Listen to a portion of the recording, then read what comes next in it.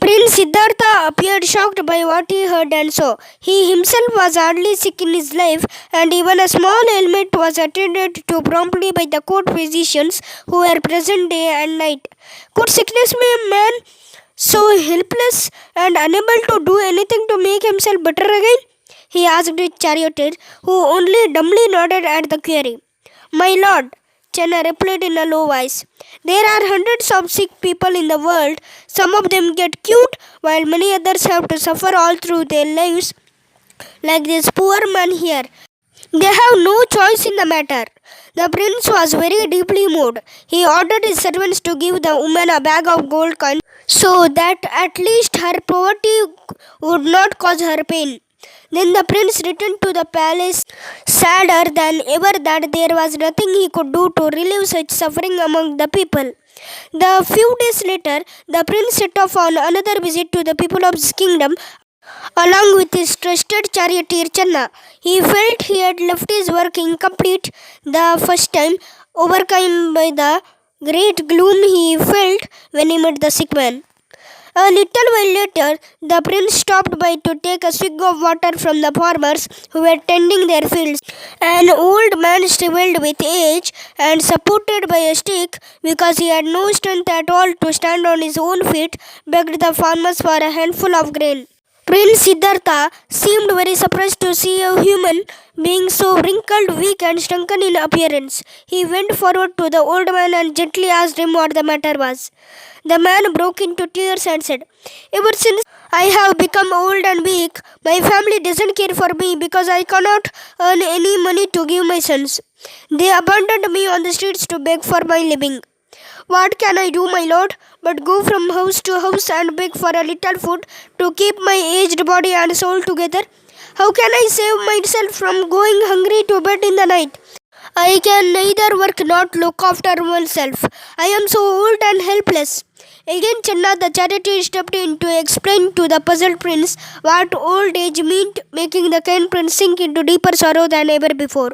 He had always assumed that man continued to live on as healthy and strong as he was, as when he was young with full of energy. Nothing faded away as he saw old age for the first time in the man before him.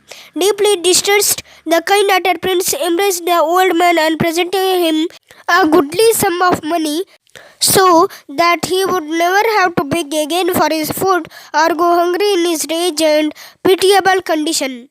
The prince, again very dejected and unable to carry on with the visit to people any longer, ordered his carriage back to the palace. All the time only a single thought kept coming back to him in his deeply upset mind. My dear father too will become old like this poor man one day, and so will I. My beloved wife Yashodhara and my son Rahula too will not be spared by old age. Siddhartha cried to himself in great anguish. What use was his material life of pleasures if it was going to fade away in a few years by age so temporary? The next time the prince ventured into the village with his royal chariot and servants, he perceived a group of people carrying a man who seemed to be asleep on their shoulders. The procession of villagers was chanting God's name, and there was many amongst the crowd who were openly weeping. Prince Siddhartha was greatly puzzled and stopped on the road to make inquiries.